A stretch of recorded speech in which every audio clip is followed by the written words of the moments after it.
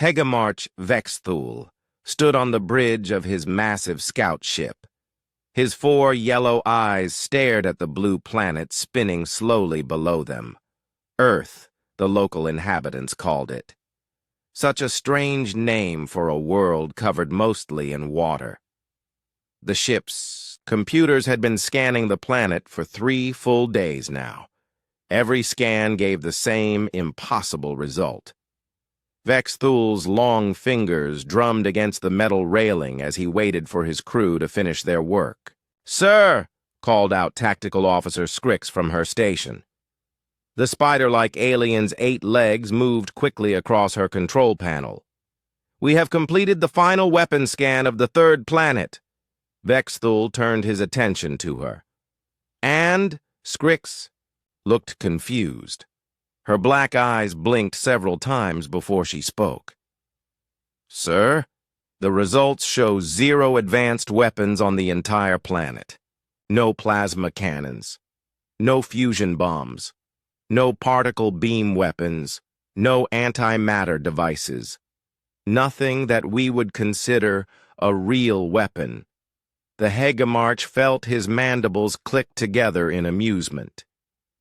"You mean to tell me that this planet has achieved spaceflight, built orbital stations, and developed global communications, but they have no proper weapons?"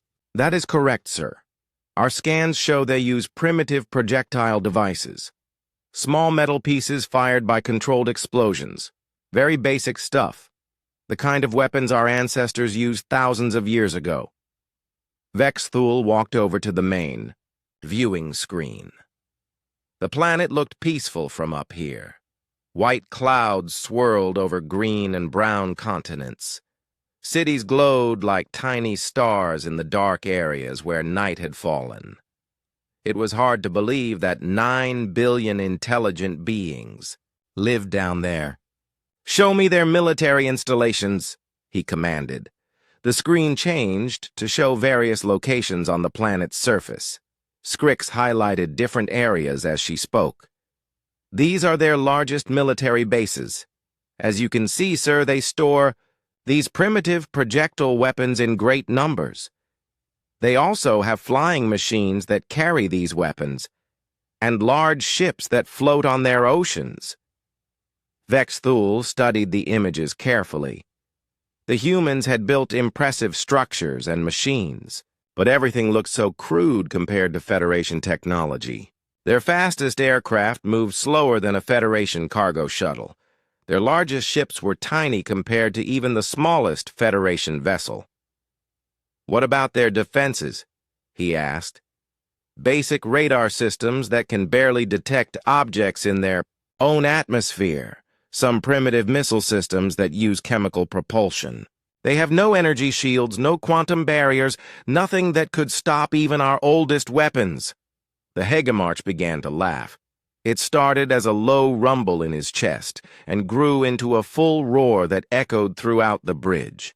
His crew turned to look at him with curiosity. "Do you know what this means?" Vexthul asked when he finally stopped laughing. "The Federation Council has given us the easiest conquest in galactic history. A planet full of resources, inhabited by beings so primitive. They still throw pieces of metal at each other." He moved to his command chair and activated the communication system. "Attention all department heads. Report to the bridge immediately for mission briefing." Within minutes, the bridge filled with various alien species, all wearing the dark blue uniforms of the Federation military. There was Grox, the massive bear-like creature who served as chief engineer. Next to him stood Zik, the insect-like communications officer whose translator device buzzed softly as he spoke. Commander Thorx, a reptilian being with green scales, represented the Marine Corps. "Beings of the Federation," Vexthul announced, "I have excellent news. The planet below us represents the most defenseless target we have ever encountered. They possess no energy weapons of any kind. Their most advanced Military technology would not challenge a Federation cargo vessel. Commander Thorks stepped forward. "Sir, what are your orders?" "We will follow standard invasion protocol, but with minimal force deployment. 3 heavy cruisers should be more than sufficient to subdue the entire planet. I estimate complete conquest within 1 standard week." Chief Engineer Grox raised one massive paw. "Sir, perhaps we should request additional ships. Even primitive species can be unpredictable." Vex Thul waved dismissively. "Unnecessary. These beings fire small metal projectiles at supersonic speeds.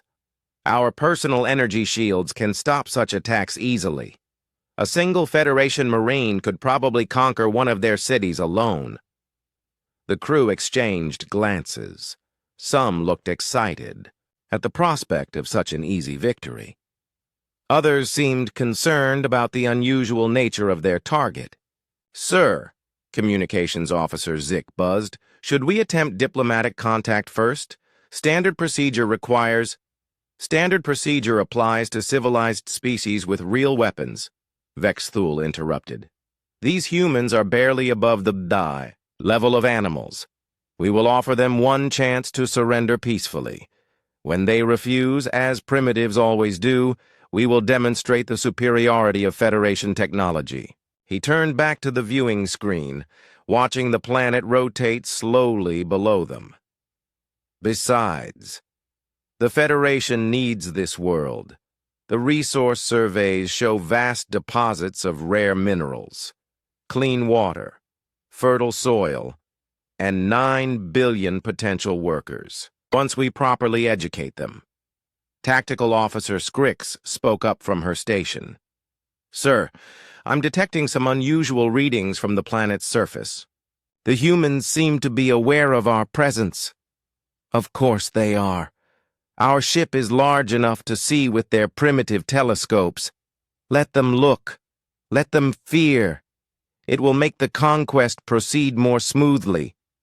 Vex Thul activated his personal communication device and sent a message to Federation Command. "Mission Control, this is Hegemark Vex Thul reporting from the Sol system. Initial survey of the 3rd planet is complete. Species designation, human. Threat level, minimal. Weapon. Technology, primitive projectile systems only. Requesting immediate deployment of Invasion Fleet Beta for standard conquest operations." The response came back within the hour. "Hegemarch Vex Thul, your request is approved. Fleet Beta is being dispatched to your location. Estimated arrival, 72 standard hours. Proceed with preliminary operations as you see fit."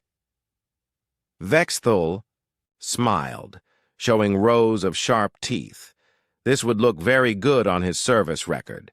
A quick, clean conquest with minimal casualties and maximum resource gain. The Federation Council might even promote him to Admiral after this success. "All stations prepare for invasion protocol," he announced to his crew. "Begin broadcasting surrender demands on all human communication frequencies. Give them 24 hours to respond. After that, we begin bombardment of military targets." His crew rushed to carry out his orders. Vex Thul remained at the viewing screen. The blue planet continued its peaceful rotation, unaware of how dramatically its future was about to change. He thought about the reports he would write. How he had discovered a species so backward they still used chemical explosions to propel metal fragments at their enemies. How he had conquered an entire world with just 3 ships. How he had added 9 billion new workers to the Federation labor force. Yes, this would be remembered as one of the great victories in Federation history, and it would all be so wonderfully easy, down on the planet's surface, in cities and military bases around the world. Humans were indeed aware that something massive hung in space above them. They pointed their telescopes upward and took pictures. They sent radio signals trying to make contact. They held emergency meetings and prepared their armed forces. But they were not preparing in the way that Vex Thul expected. The humans were, not gathering their primitive projectile weapons or fueling their chemical-powered missiles. Instead, they were doing something that no Federation database had ever recorded any species doing. They were thinking. Dr. Sarah Chen stood in the Emergency Command Center deep beneath the United Nations building in New York. Around her, dozens of screens showed images from telescopes and satellites around the world. 3 enormous alien ships hung in space above, Earth like dark clouds before a storm. "How big are they?" asked General Marcus Rodriguez as he entered the room. The old soldier's gray hair was messy, and his uniform looked like he had slept in it. He probably had not slept at all in the past. 3 days. "Each ship is about 50 kilometers long," Sarah replied, pointing at the main screen. "That's bigger than Manhattan Island. Our best estimates put their mass at several billion tons each." General Rodriguez whistled softly. "And they just appeared. 3 days ago?" "Not exactly appeared. Our deep space monitoring stations detected them weeks ago, but we thought they were asteroids. They only revealed themselves as artificial objects when they took position in orbit." The general walked over to the communications station where a young technician was monitoring radio frequencies. "Any word from them yet?"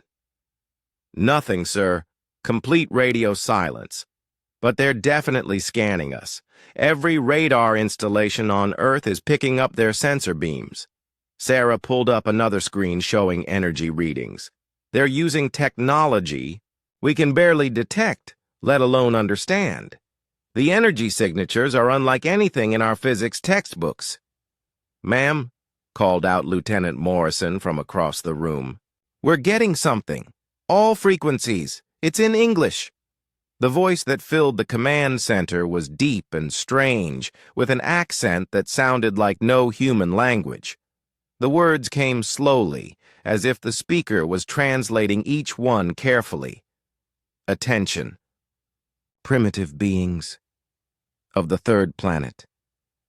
I am Hegemarch Vex Thul of the Galactic Federation. You will surrender immediately.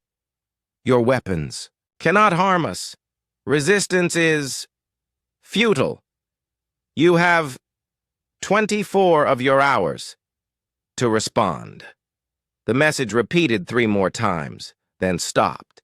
General Rodriguez looked at Sarah. "Well, that was friendly." "They called us primitive," Sarah said, thoughtfully. "And they mentioned our weapons. They must have scanned our military capabilities." "Speaking of which," the general said, "we ran those test firings like you requested. Our most advanced missiles couldn't even scratch their shields. Whatever protection those ships have, it's far beyond anything we can break through." Sarah nodded. She had expected this result, but it was still disappointing to have it confirmed. But notice what they said. They don't think our weapons can harm them. That suggests they know exactly what weapons we have. Which isn't much compared to ships that can cross space between stars. "Maybe," Sarah said. "But they also called us primitive. That might be a mistake on their part." The general raised an eyebrow. "How so?" Before Sarah could answer, alarms began sounding throughout the command center. Lieutenant Morrison looked up from his console with wide eyes. "Ma'am, we have multiple objects separating from the alien ships. They're heading for Earth, the main." Screen changed to show dozens of small craft launching from the massive alien vessels. Each one glowed with the same energy that surrounded the mother ships. "Landing craft," General Rodriguez said grimly. "How long until they reach the surface?" 18 minutes to first contact, Morrison replied. "They're heading for major population centers. New York, London, Tokyo, Beijing, Moscow, All the big cities. Sarah activated the emergency communication system that connected her to world leaders. This is Dr. Chen at UN Command. The aliens are beginning their invasion. All military forces should prepare for contact, but remember what we discussed. Do not engage with conventional weapons until we know more about their capabilities. The next 18 minutes felt like 18 hours. Reports came in from around the world as people spotted the alien craft descending through Earth's atmosphere. The ships were smaller than their motherships, but each one was still the size of a city block. First landing confirmed in Tokyo, Lieutenant Morrison announced. The craft has set down in Shibuya district.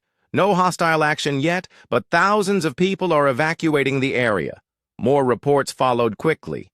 London, Beijing, Moscow, Sydney, Los Angeles. The aliens were landing in 12 major cities simultaneously, a coordinated global assault that showed careful planning. "Ma'am," called out communications specialist Jackson from her station. "We're getting reports from Tokyo. The alien craft has opened, and beings are coming out." The screen switched to a live news feed from Japan. The camera shook as the reporter tried to film what was happening several blocks away. Through the smoke and chaos, shapes could be seen moving around the alien landing craft. "Can you enhance that image?" Sarah asked. The picture cleared enough to show tall, thin figures in metallic armor. They carried weapons that glowed with purple energy. Even at a distance, it was clear that these beings were not human. "They're moving toward the government district," General Rodriguez observed. "Classic invasion tactics. Secure the political centers first." Reports began coming in from other cities. The pattern was the same everywhere. The aliens landed, deployed troops, and began moving toward important government and military buildings. They moved with precision and confidence like soldiers who had done this many times before. "Sir," Lieutenant Morrison said to General Rodriguez, "the Pentagon is asking for orders. Should our forces engage?" The general looked at Sarah. They had discussed this moment many times over the past 3 days. "What do you think, Doctor?" Sarah studied the screens showing alien forces in 12 different cities. The invaders moved slowly and deliberately. They were not shooting at civilians or destroying buildings. This was a professional military operation, not a massacre. "They're confident," she said finally. "Too confident. They think this will be easy. Won't it be? You said yourself that our weapons can't hurt their ships." "Their ships, yes, but these are ground troops. They might be more vulnerable." Sarah pointed at the screen showing the Tokyo landing. "Look at how they're moving. They're not taking cover. They're not watching for threats. They think they have nothing to fear from us." General Rodriguez activated his communication system. "All units. This is General Rodriguez. Engage only if fired upon first. Use standard infantry tactics. Avoid direct confrontation with alien vehicles or heavy weapons. Focus on reconnaissance and information gathering." As he gave orders to military forces around the world, Sarah continued studying the alien soldiers on her screens. Something about their behavior bothered her. They moved like beings who had never faced real opposition before. "Lieutenant Morrison," she called out, "can you pull up the weapons scans that the aliens would have taken of our planet?" "Yes, ma'am. Based on their technology level, they would have detected all our nuclear weapons, missile systems, aircraft, and naval vessels." "What about smaller weapons? Individual firearms, explosives, chemical weapons?" Morrison worked at his console for a moment. "Probably not, ma'am. Their scans seem designed to detect large energy signatures and advanced technology. Small conventional weapons might not register as threats to them." Sarah felt a cold smile cross her face. "General, I think we need to change our approach." "What do you mean?" The aliens scanned us for weapons, but they were looking for the wrong kind of weapons. They found our missiles and jets and tanks, and they're not impressed. But what if we fight them with weapons they don't expect? General Rodriguez looked puzzled. Such as? Everything else, Sarah said. The aliens think they know what human weapons look like. Let's show them how wrong they are. On the screens around them, alien forces continued their methodical advance through Earth's major cities. They had no idea that in laboratories, workshops, and military bases around the world, humans were already beginning to prepare surprises that no alien scanner had ever been designed to detect. The invasion had begun, exactly as Hagemark Vexthul had planned. His forces were encountering no significant resistance. The primitive humans were fleeing before his superior technology, just as every other species had done. But deep in hidden facilities around the planet, engineers and scientists and soldiers were working on projects that would have confused any Federation computer. They were turning farming equipment into weapons. They were mixing household chemicals into explosives. They were preparing to fight a war that no galactic database had ever recorded. The aliens had scanned Earth for weapons and found only primitive technology. They had made one critical error in their analysis. They had assumed that humans would fight like aliens. Engineer Hiroshi Tanaka had not left his workshop in 3 days. Empty coffee cups and food containers covered every surface that was not occupied by tools, metal parts, or electronic components. His eyes were red from lack of sleep, but his hands moved with steady precision as he worked on his latest creation. Outside his small building in Tokyo, the sounds of the alien occupation continued. Heavy footsteps of alien soldiers, the hum of their energy weapons, the occasional crash as they destroyed something in their path. But Hiroshi ignored all of it. He had work to do. It has to be silent, he muttered to himself as he adjusted. A valve. No energy signature, no heat, no electromagnetic radiation, just compressed air and gravity. On his workbench lay what looked like a large crossbow made from industrial materials, but instead of arrows, it was designed to fire a special projectile that Hiroshi had spent 2 days perfecting. A metal spear with a sharp titanium tip, launched by compressed air at nearly the speed of sound. The idea had come to him while watching news footage of alien soldiers walking through Tokyo streets. Their energy shields deflected every bullet and missile that human forces fired at them. But Hiroshi had noticed something important. The shields only activated when they detected incoming energy weapons or high-speed projectiles. They did not seem to respond to slow-moving objects. The shields are automatic, he had realized. They only work against what the computer thinks is dangerous. So Hiroshi had built a weapon that no alien computer would recognize as dangerous. It used no electronics, no explosives, no energy of any kind. Just mechanical pressure and precision engineering. A knock at his workshop door interrupted his thoughts. Hiroshi looked up to see his neighbor, Mrs. Yamamoto, peeking through the window. Behind her stood 3 men in military uniforms. "Tanaka-san," she called softly. "These soldiers want to speak with you." Hiroshi opened the door to find a Japanese army captain and 2 American soldiers.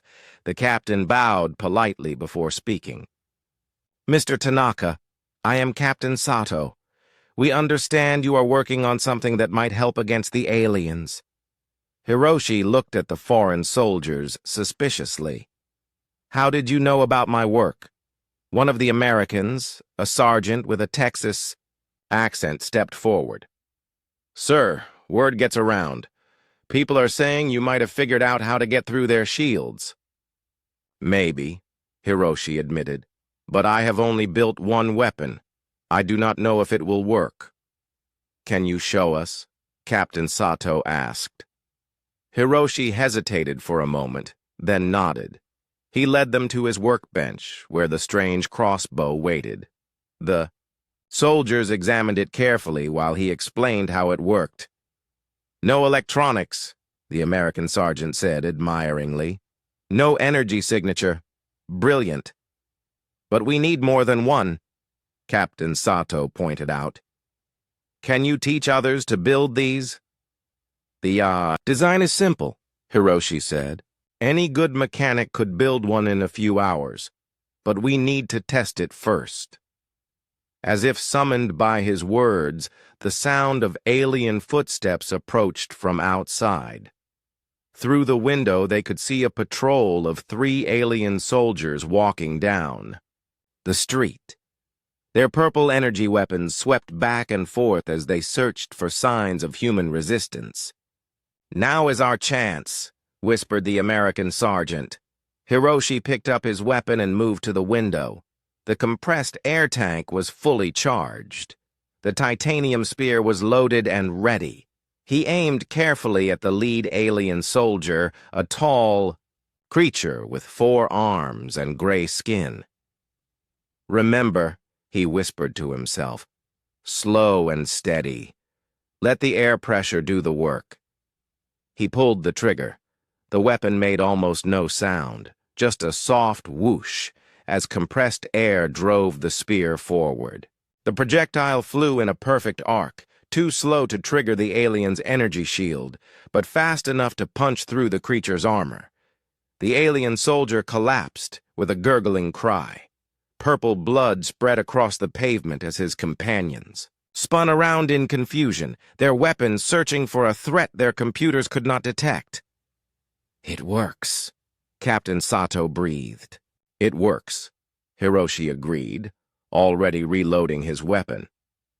Within hours, word of Hiroshi's success spread through the resistance networks that had formed in cities around the world.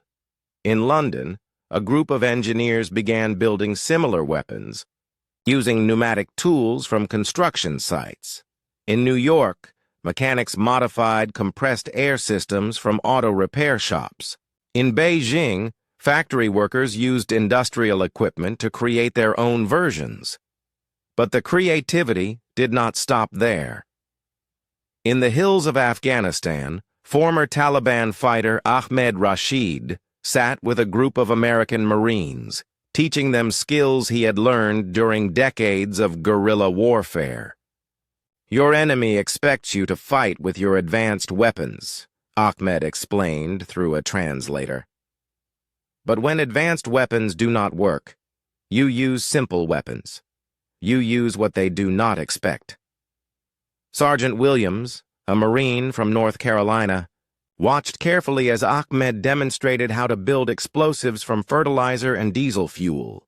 Will this work against alien armor? Maybe yes, maybe no, Ahmed replied. But it will work against alien confidence. When enemy thinks you are helpless, you are not helpless. You are dangerous. The improvised explosive devices that Ahmed taught them to build produced no energy signatures that alien scanners could detect. They looked like piles of dirt or rocks until they exploded with devastating force. The aliens, who had never encountered such primitive but effective weapons, found their patrols being destroyed by devices that their computers insisted were not dangerous. Meanwhile, in Sao Paulo, Brazil, chemist Dr. Maria Santos was conducting her own experiments. She had raided every cleaning supply store and swimming pool supply company in the city, gathering chemicals that were perfectly legal and harmless when used properly. When mixed together in the right combinations, however, these household chemicals became something very different. Chlorine gas, she explained to the Brazilian army officers who had come to see her work. Ammonia compounds, acid vapors. None of these register as weapons to alien scanners because they are just chemicals. But when released in enclosed spaces where alien soldiers are present, She did not need to finish the sentence. The officers understood. Dr. Santos's chemical weapons were particularly effective because the aliens had no protection against them. Their armor was designed to stop energy weapons and projectiles, not poison gas. Their air filtration systems were built to handle normal atmospheric conditions, not concentrated chemical attacks.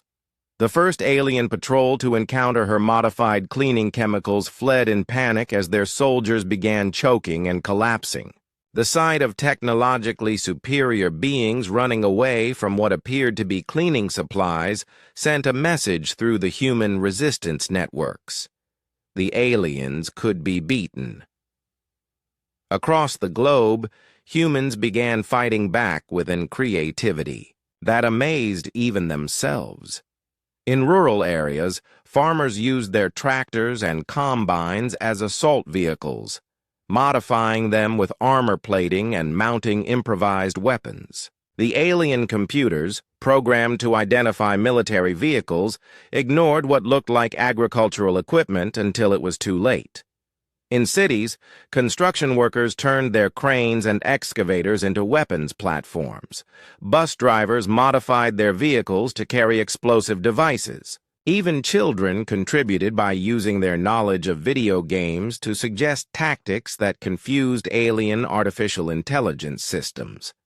The resistance took advantage of human knowledge that aliens did not possess. They used the planet's weather against the invaders, creating fog screens with industrial equipment and using storms to ground alien aircraft. They turned the infrastructure of modern civilization into a weapon, causing traffic lights to flash in patterns that disrupted alien navigation systems and using cell phone networks to coordinate attacks. Most importantly, they learned to think like humans instead of trying to think like aliens. In his command ship high above Earth, Hagemark Vexthul stared at the casualty reports with growing disbelief. In just 72 hours, he had lost more soldiers than in his previous 5 conquests combined. The humans were not using energy weapons or advanced technology. They were using everything else. "Sir," Tactical Officer Scrix reported nervously, "we have confirmed losses in all 12 landing zones. The humans appear to be using weapons that our scanners cannot identify as threats." "What kind of weapons?" Vexthul demanded. "Industrial equipment modified for combat use. Chemical substances that should be harmless. Mechanical devices that produce no energy signatures. And, sir, they appear to be learning from each engagement. Their tactics are improving rapidly." Vexthul felt something he had never experienced in his long military career: doubt. "How is this possible?" he asked. "They are primitives. They should be cowering before our superior technology." "Sir," Scrix said carefully, "perhaps they are not as primitive as we assumed. On the planet below, humans continued to prove that assumption wrong. They were fighting a war that no Federation database had ever recorded, using weapons that no alien scanner had been programmed to recognize. And they were winning." Hagemarch Vexthul stood before the holographic display in his command center, watching red warning indicators spread across the map of Earth like a disease. Each red mark represented a failed mission, destroyed equipment, or dead soldiers. 7 days, what should have been a simple conquest, had become a nightmare. "Explain this to me again," he said to Commander Thorx, his voice cold with barely controlled rage. "How did we lose an entire armored division to farming equipment?" The reptilian commander's scales had turned a pale green color that indicated fear. "Sir, the humans modified their agricultural machines. They added armor plating, mounted chemical weapon dispensers, and somehow made them move faster than our scanners indicated was possible. When our forces engaged what appeared to be farm vehicles, they were overwhelmed by coordinated attacks." "Farm vehicles?" Vexthul repeated slowly. We are being defeated by farm vehicles.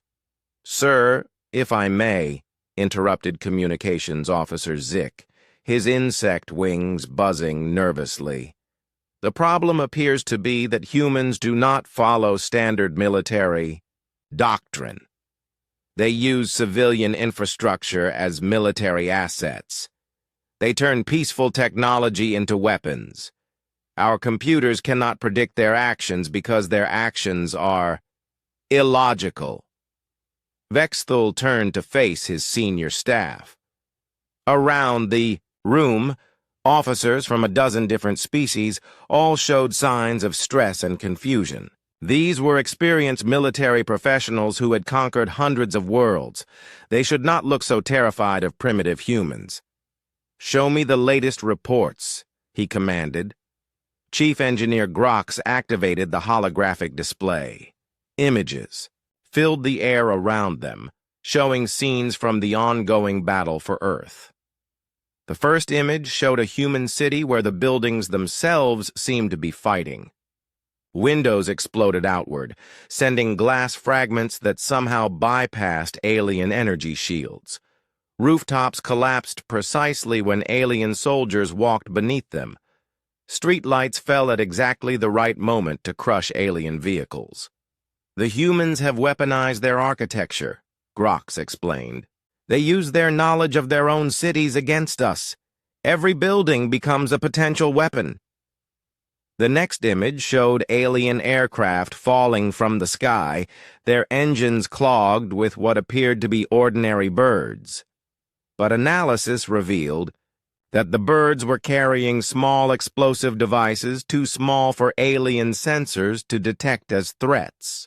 They have trained their native life forms to attack us, reported Intelligence Officer Nix, a slug-like being whose slime trail glowed with agitation.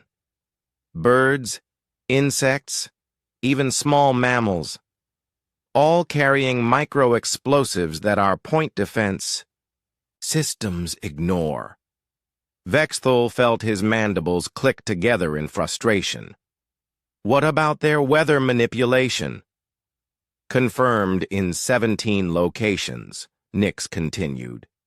They use industrial equipment to create artificial fog, redirect wind patterns, and somehow cause localized storms. Our pilots report visibility of near zero in combat zones that were clear just hours before. The images continued to play, each one showing a new example of human creativity turned toward destruction. Humans had discovered that alien communications equipment was vulnerable to certain sound frequencies, so they had begun broadcasting music and noise that disabled alien radios. They had learned that alien armor was weak against certain acids, so they had modified their firefighting equipment to spray corrosive chemicals instead of water. Most disturbing of all were the reports of humans reverse engineering captured alien technology. Not to build better energy weapons as any civilized species would do, but to create even more unconventional attacks. "Show him the potato incident," Commander Thorks said grimly. The display changed to show security footage from an alien weapons depot in Europe. A human engineer named Klaus Richter had somehow reprogrammed a captured plasma rifle to fire vegetables instead of energy beams. The potatoes, accelerated to tremendous speeds by alien technology, proved to be devastatingly effective against alien soldiers who were not programmed to consider food as a threat. "Potatoes," Vexthul said flatly. "They are shooting our soldiers with potatoes." "High-velocity potatoes, sir," Grox corrected. "The impact force is considerable." "I do not care about the impact force," Vexthul roared. "How is it possible that the most advanced military in the galaxy is being defeated by vegetables?" Before anyone could answer, alarms began sounding throughout the ship. Tactical Officer Scrix looked up from her console with wide eyes. "Sir, we have a problem. The humans have launched what appears to be a coordinated counterattack." "Impossible," Vexthul said. Our orbital surveillance shows no massing of human military forces. That is correct, sir. But they are not using military forces in any way. We understand. The main display changed to show live feeds from around the planet. In every major city where alien forces had landed, humans were emerging from buildings, sewers, and hidden tunnels. But they were not carrying advanced weapons. Instead, they carried an bewildering array of improvised devices, modified tools, and equipment that no military computer would recognize as dangerous. In Tokyo, Hiroshi Tanaka led a group of engineers armed with compressed air weapons and industrial equipment modified for combat. Their targets were not alien soldiers, but alien communication arrays and power systems. In London, a team of chemists was releasing carefully calculated chemical mixtures into the air conditioning systems of buildings occupied by alien forces. The chemicals were harmless to humans, but caused alien soldiers to become disoriented and sick. In New York, construction workers were using cranes and excavators to physically pick up alien vehicles and drop them from great heights. The alien crews, protected against energy weapons but not against being thrown off buildings, were helpless against such unconventional attacks. Sir, Scrix reported, her voice shaking, they are not attacking our soldiers directly. They are attacking our infrastructure, our equipment, our supply lines, and they are doing it with methods that our defensive systems cannot counter. What do you mean? They are using the planet itself as a weapon, sir. They are redirecting rivers, too. Flood our temporary bases. They are causing landslides to block our supply routes. They are somehow making the local animal life aggressive toward our forces. Vexthul watched in horror as reports came in from around the globe. Human forces were not trying to match alien technology with better technology. Instead, they were making alien technology irrelevant. In one location, humans had dug tunnels beneath an alien position and filled them with fertilizer explosives. The explosion had not been powerful enough to destroy alien equipment, but it had buried the entire base under tons of earth and rock. In another location, humans had used weather-control technology to create a massive storm that grounded all alien aircraft and made electronic equipment malfunction. Alien soldiers, trained to fight in controlled environments, found themselves struggling against wind, rain, and lightning that their armor was not designed to handle. Sir, Commander Thorx said quietly, we need to consider the possibility that we may not be able to complete this conquest. The words hung in the air like a death sentence.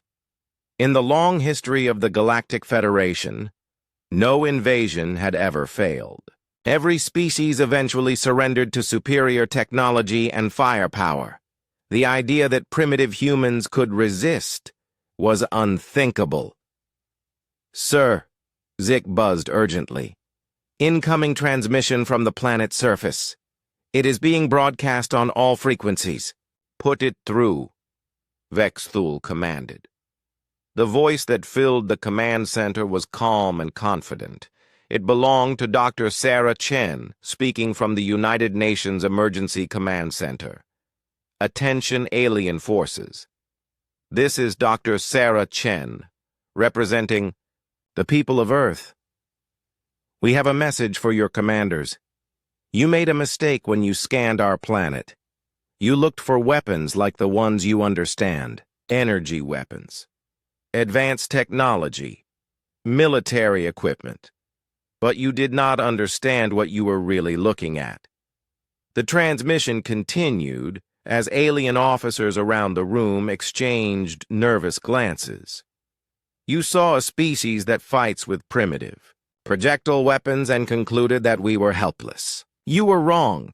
Humans do not fight with one type of weapon. We fight with everything. We turn our entire civilization into a weapon when we need to. And right now, we need to. You have superior technology, but we have something you do not understand. We have the ability to use anything as a weapon. Our farming equipment, our construction tools, our weather, our animals, our music, our food. Everything on this planet can be turned against you, and you cannot stop all of it, because your computers do not know what to look for. The transmission ended, leaving silence in the alien command center. Vexthul stared at the display showing Earth rotating peacefully below them.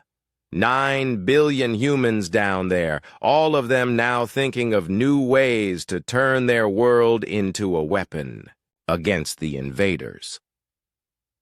For the first time in his military career, Hagemark Vexthul began to consider the possibility of retreat. The last alien ship limped away from Earth orbit, its hull scarred and smoking. Not from energy weapons or antimatter bombs, but from impacts with modified weather balloons carrying industrial acid, launched by enormous rubber bands that no alien scanner had recognized as weapons. In the United Nations Command Center, Dr. Sarah Chen watched the final enemy vessel disappear into the darkness of space. Around her, exhausted staff members cheered and hugged each other. After 14 days of impossible warfare, Earth was free. General Rodriguez entered the command center, his uniform torn and dirty from the final battle in Central Park. "The last alien ground forces have surrendered," he announced. "We have about 300 prisoners asking for protection from our terrifying unconventional weapons." Sarah almost smiled at that. The alien soldiers had been so traumatized by facing opponents who used everything from kitchen chemicals to trained pigeons as weapons that many of them had refused to fight anymore. Word had spread through their ranks that humans could turn literally anything into a weapon, and their morale had collapsed completely. "What about their ships?" she asked. "2 destroyed, 1 retreating," Rodriguez replied. "The retreating ship has been broadcasting surrender messages for the past 6 hours. And the Hagemarch? Vexthul is requesting permission to speak with you directly. He says he needs to understand what happened before he reports to his superiors." Sarah nodded. "Put him through." The main screen flickered, then showed the interior of an alien bridge. Hagemarch Vexthul stood before the camera, his 4 eyes focused intently on the screen. His proud military bearing was gone, replaced by the haunted look of a soldier who had seen his entire understanding of warfare destroyed. "Dr. Chen," Vexthul said, his English much improved after 2 weeks of listening to human communications. "I must ask you something before I leave your system." "Go ahead." "How did you do this? My forces had superior technology, better weapons, advanced shields, faster ships. We should have conquered your planet in hours. Instead, you defeated us using farming equipment and household chemicals. Our military computers cannot even classify most of your weapons as weapons." Sarah leaned back in her chair. "That was exactly the problem, Hagemarch. Your computers were looking for weapons that looked like weapons. Energy signatures, advanced materials, military configurations, but humans do not think that way." "I do not understand. When humans need to fight, we do not just use weapons, we use everything. Our ancestors survived by turning rocks into tools, sticks into spears, fire into protection. We learned to see potential weapons everywhere we looked. That skill never left us." On the screen, Vexthul's alien features showed confusion. "But surely there are limits. You cannot turn everything into a weapon." "Can we not?" Sarah asked. "In the past 2 weeks, our people have used construction equipment as battle vehicles, turned weather patterns into tactical advantages, and somehow convinced local wildlife to carry explosives. We have weaponized music, food, cleaning supplies, and even our own architecture. One of our engineers figured out how to make your own plasma rifles fire potatoes. The potatoes, Vexthul said with what might have been a shudder. Yes, we remember. The potatoes! The point is, Sarah continued, your scanners looked for conventional weapons and found very few. You concluded we were helpless, but you missed the real weapon. Which was? Human creativity, our ability to solve problems by thinking outside established rules. You assumed we would fight like other species you had conquered. You were wrong. General Rodriguez stepped into view of the camera.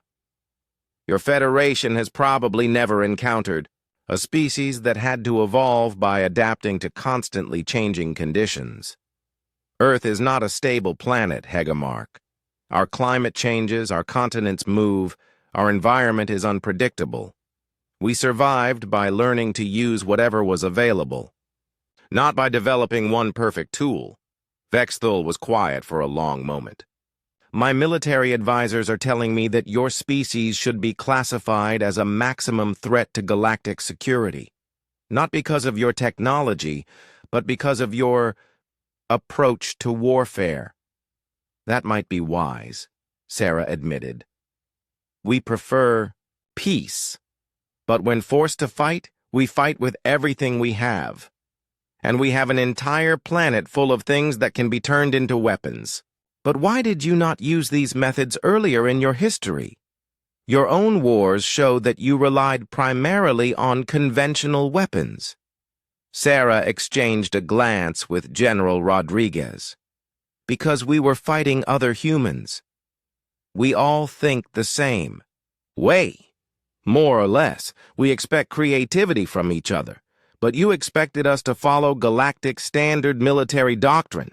We do not even know what that is. Sir, came a voice from off-screen on the alien ship. We are receiving a transmission from Federation Command. They are demanding an immediate report. Vexthul looked back at the camera.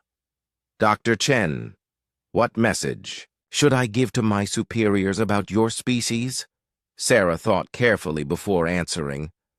Tell them that humans prefer peace and cooperation.